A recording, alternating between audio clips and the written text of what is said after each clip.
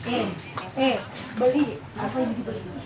Bismillahirrahmanirrahim. Assalamualaikum warahmatullahi wabarakatuh. Waalaikumsalam warahmatullahi wabarakatuh. Alhamdulillah wassalatu wassalamu ala Rasulillah sayyidina Muhammad ibn Abdullah. Subhanaka la ilma lana illa ma 'allamtana innaka antal alimul hakim. Rabbi shrah li sadri wa yassir li amri wahlul 'uqdatam min lisani yafqahu qawli.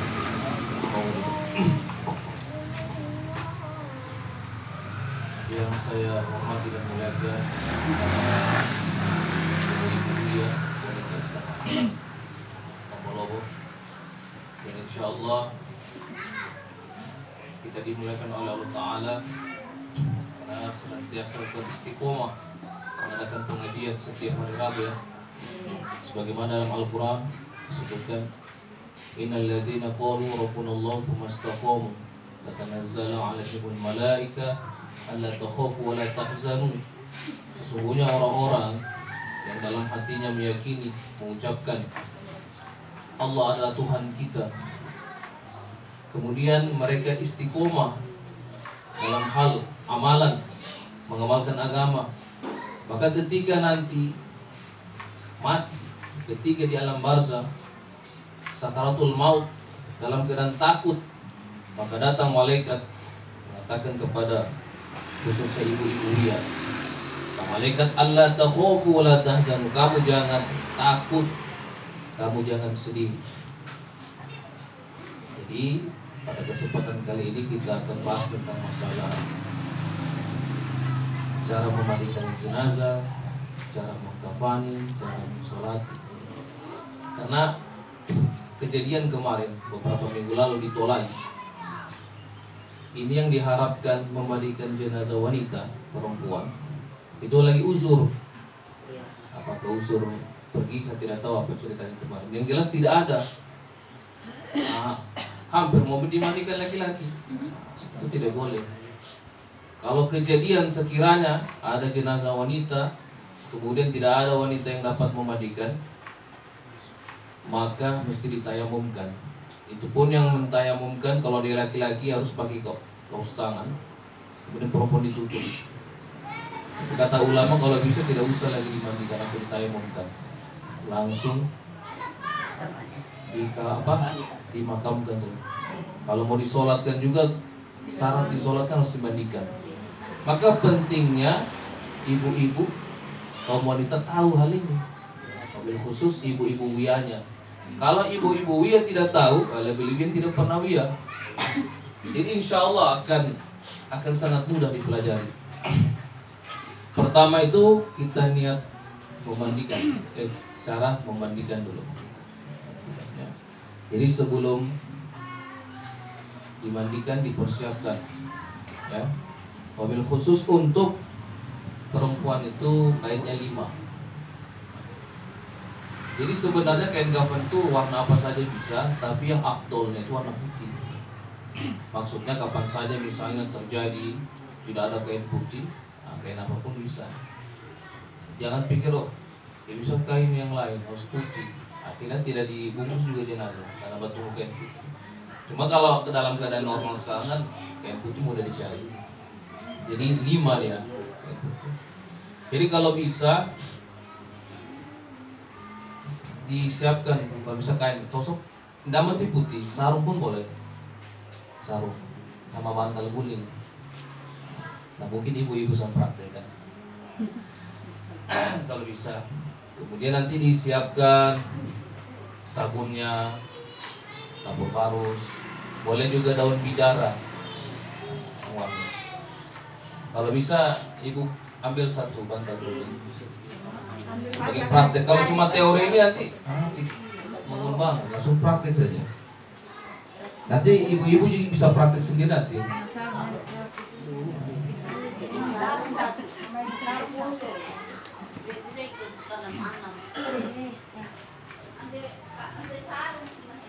Rantai sarung.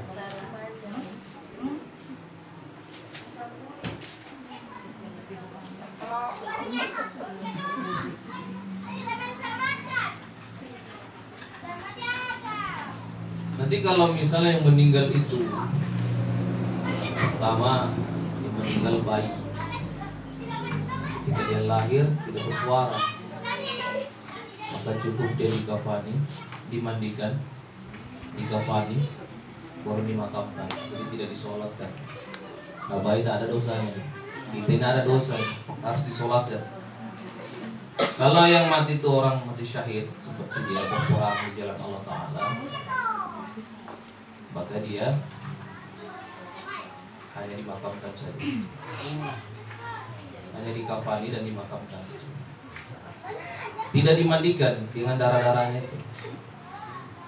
Kafani dan disolatkan juga, langsung dimakamkan. Kalau yang meninggal orang dalam keadaan ihram, haji atau umroh, maka kalau laki-laki tidak boleh ditutup kepalanya. Jadi kain kafan sebatas leher dia sampai tutup kaki. Kalau dia perempuan, maka tidak boleh ditutup wajahnya, dibuka. Kalau dia ihram. Tapi kalau dalam keadaan normal semua ditutup. Udah? Hah? Ya jangan diperbatalkan orang. Niat memandikan saja. Iya tidak apa-apa itu biasa pakai sarung. Karena ini anggap doa. Kan? Oke, sahabat ada punya kain.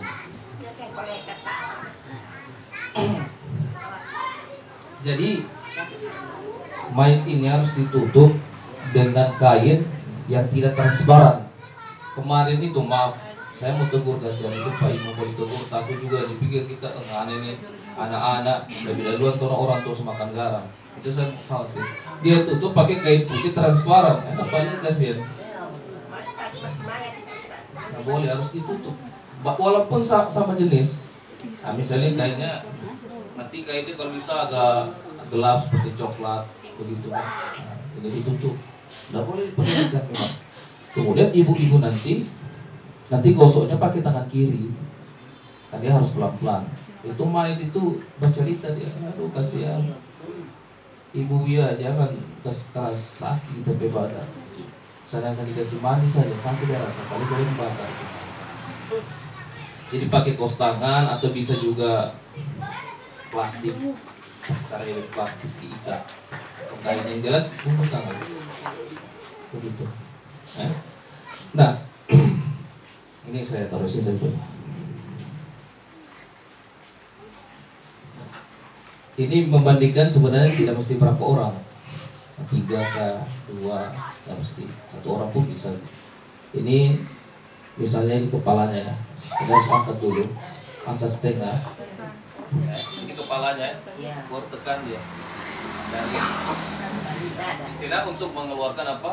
Kotoran. Tapi pelan-pelan, jangan dici begini. Pelan-pelan, sampai 3 kali atau 5 kali.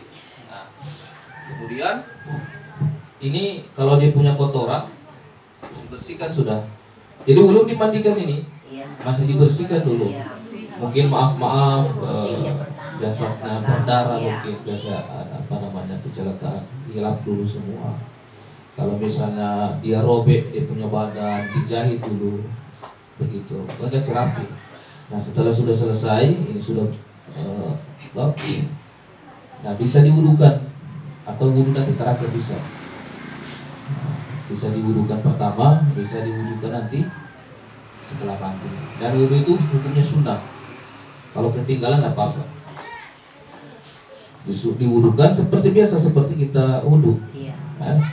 Mulai dari tangan dulu dan seterusnya. Kayak saya tidak terangkan lagi tentang cara wudu.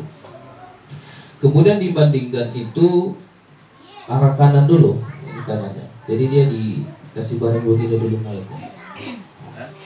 Gak usah maring begini, agak miring sedikit di kanan. Disiram 3 kali. Seperti kita mandi janabah atau maaf ibu mandi suci dari haid atau nifas, sama saja. Kan? sama saja dia cara memandikan. Bahkan lebih mudah insya Allah memandikan jenazah ini. Kalau jenazah kita mau siram air dingin sekali atau air hangat, air panas, jadi tetap diam. Tapi contoh rompe anak terus siram malompan ya. Siram 3 kali, baru balik juga. Nanti diangkat pelan-pelan 3 kali. Nah, setelah itu baru guyur. Nah, dia memandikannya 3 kali ya. Ini yang pertama nih. Nah, diguyur sampai air itu basah, membasahi semua dia punya tubuh. Udah. Maka memandikan yang keduanya. Tadi yang pertama. Yang kedua dengan air bidara atau air sabun lah.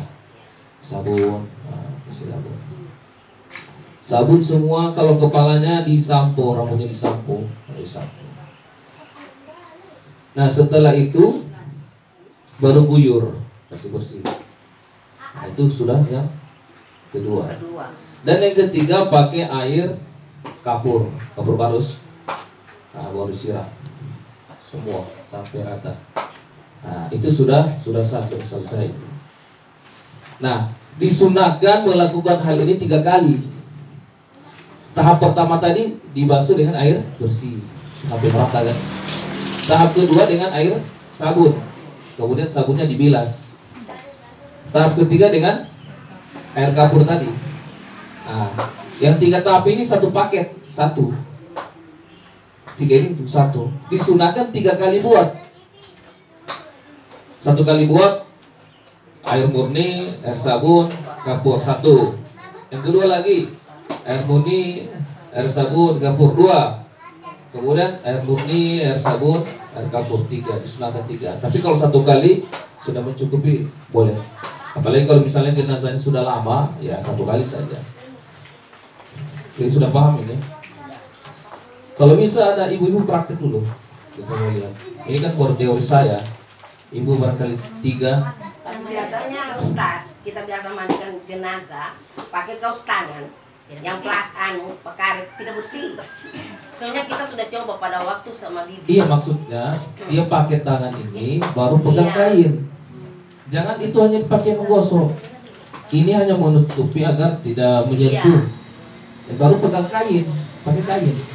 Aku kalau pakai itu Ustaz, tidak bersih. Iya, memang licin. Ya, jadi itu seperti yang karet itu bukan pakai menggosok, tapi hanya membungkus tangan. Kalau menggosok pakai kain. Iya, begitu kita bikin jangan loren. Iya.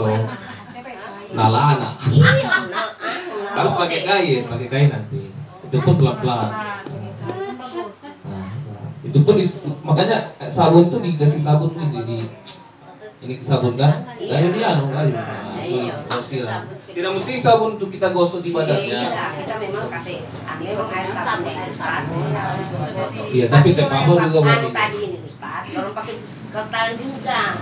Jadi begitu kita dikasih angin, semua tidak bersih. Apa yang penting secara kasat mata bersih lah maksudnya. Kalau masih balik cilicin nggak apa-apa itu. Berarti disiram. Ada memang orang kita kasih mandi, ada juga yang tidak terlalu kotor Ustaz. Ada juga memang hama racun atau kenapa. Iya. Jadi semua itu saya waktu kita itu di rumahnya almarhum itu Ibu Bupati.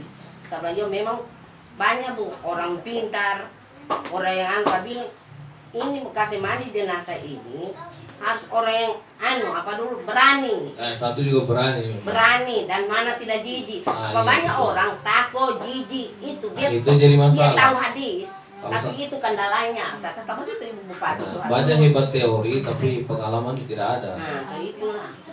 Tapi tidak boleh, memang harus berani memang. Kalau bukan kita siapa lagi? Iya, banyak. Apa mungkin tuh jenazah mandi sendiri? Kalau dia nggak mandi sendiri, kalau dia mandi sendiri. Kita yang meninggal itu tidak Jadi harus berani. Itu manusia ini. Ada yang sudah. Wabil khusus kalau bisa keluarga kita yang urus, orang tua kita atau anak kita. Ya sebenarnya. Nah, berarti sudah tahu ini kan?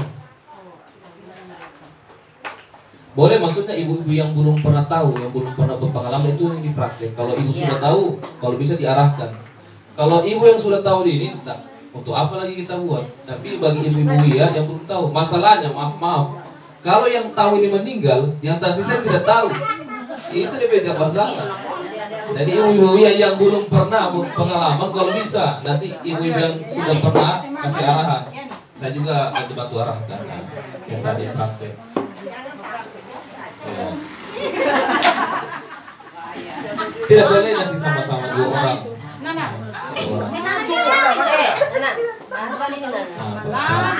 Anggap itu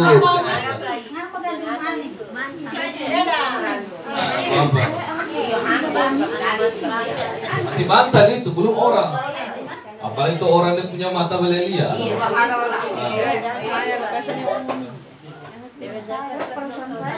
Oke. Boleh angkat dari batang lehernya ini pelan-pelan. Setengah sedikit, baru kanan kiri pakai. Nah, dari atas ini dipijit lagi gini, urut dari atas ke bawah. Niatnya memang untuk mengeluarkan itu kotoran. Khawatirnya nanti sudah dikafani keluar punya kotoran. Kan capek 2 kali. Nah, dikasih pelan saja. Tidak. Doakan saya dalam hati Allah, maafkanlah, doakan.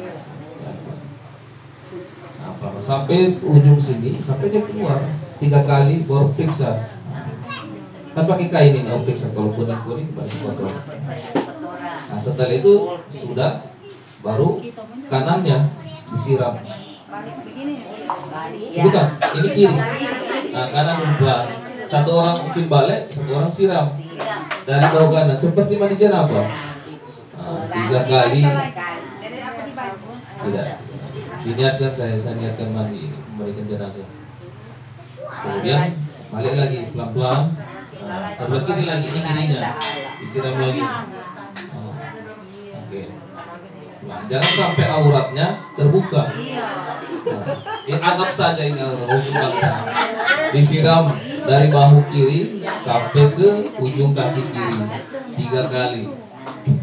Nah, setelah itu sudah balik lagi seperti biasa.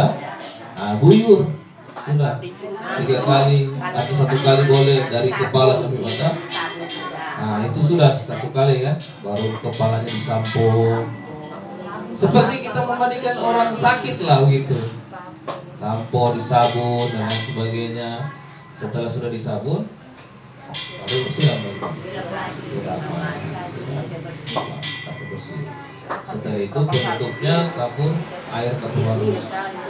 Lain orang tidak suka pakai itu. Kalau tidak suka tidak apa-apa, cari. Karena tidak wajib, karena gini, wajibnya memandikan itu asal dia sudah bersih. Kalau tidak mau pakai kapur, ya pakai yang wangi-wangi lah. Iya. Apa kebanyakan orang nemu. Saya sebenarnya tidak mau juga pakai kapur, cuma saya kiaskan lah nanti tinggal ibu-ibu sendiri gantikan itu, karena itu tidak wajib. Yang wajib itu kan memandikan. Iya, cuma saya kasar biasa, saya bilang ini memang menghilangkan bau saja memang ini. Supaya tidak apa ya namanya berlalat. Iya. Ketika kan tidak langsung disolatkan. Iya. Itu saja. Nah, setelah itu sudah mandikan, sudah diangkat ini. Apa namanya, dilepas ini, tapi ada DP sarung 1 di atas dulu, kan? Jangan ini dibuka full, baru taruh enggak. Berhati-hati jangan sampai auratnya nampak. Nah, tarik baru dengan ganti sarung yang baru. Sama seperti habis mandi itu anak-anak dilap dulu badannya kan. Nah, sampai ini dihanduk juga. Ini kan kain basahan, diganti dengan pakai balap. Nah, setelah itu kalau ada sarung lagi kita pakai, ada sarung ini. Nah, ada lagi 1 dulu, 1 lagi. Sebenarnya dia 5 tapi apa? 1 lagi.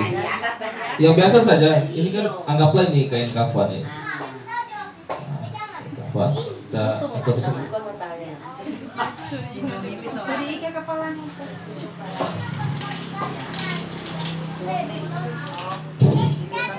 Tunggu dulu di situ.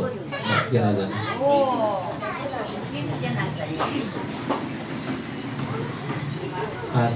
Kamu tutup.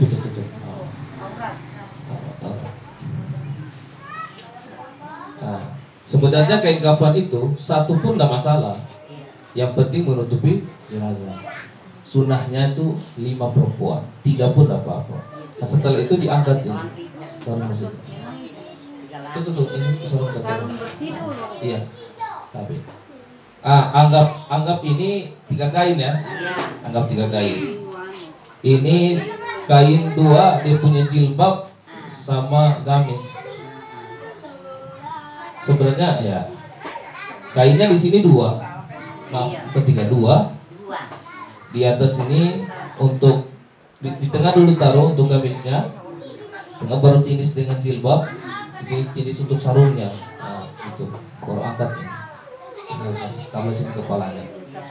Nah, kantor di sini. Nah, kita pakai jilbabnya dulu. Jilbab dulu dengan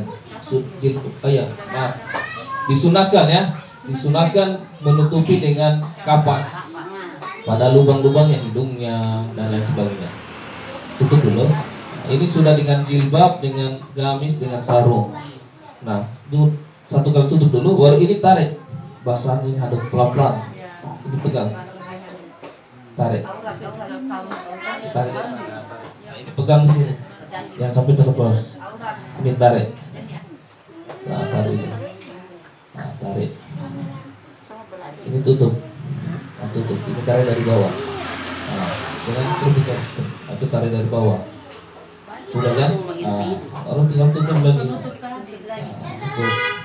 Nah, tuh. Ini ada lupa tadi sebelum diikat apa namanya, ada ikatan di sini, tali kan?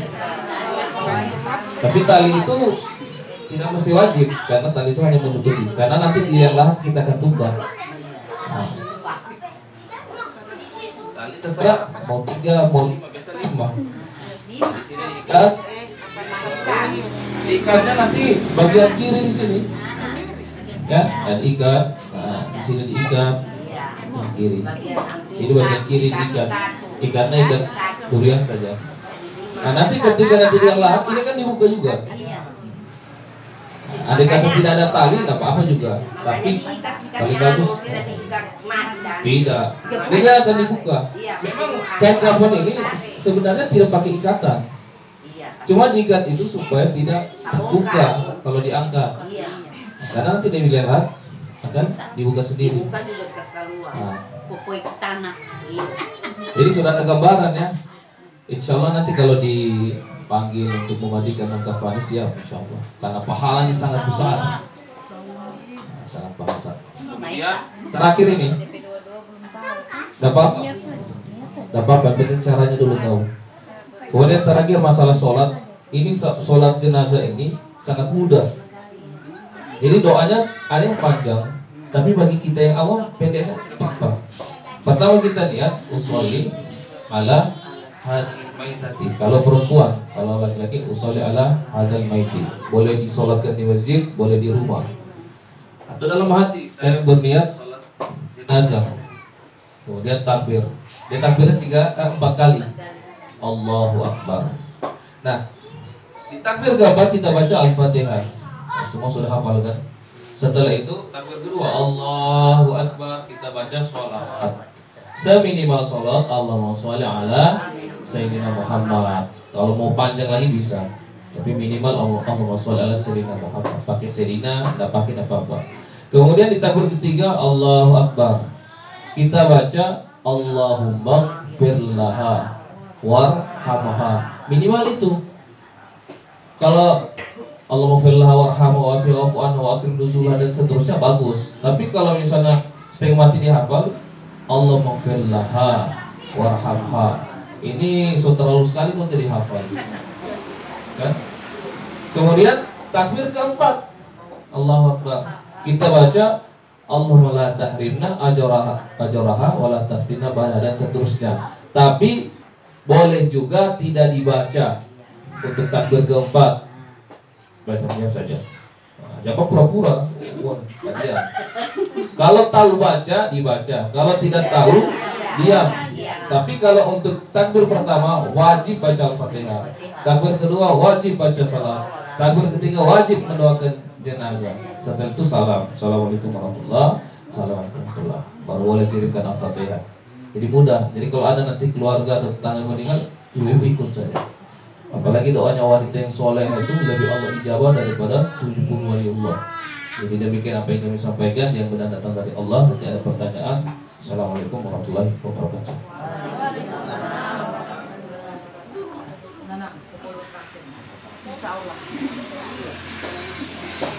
Oke, Pak, kuburkan sudah.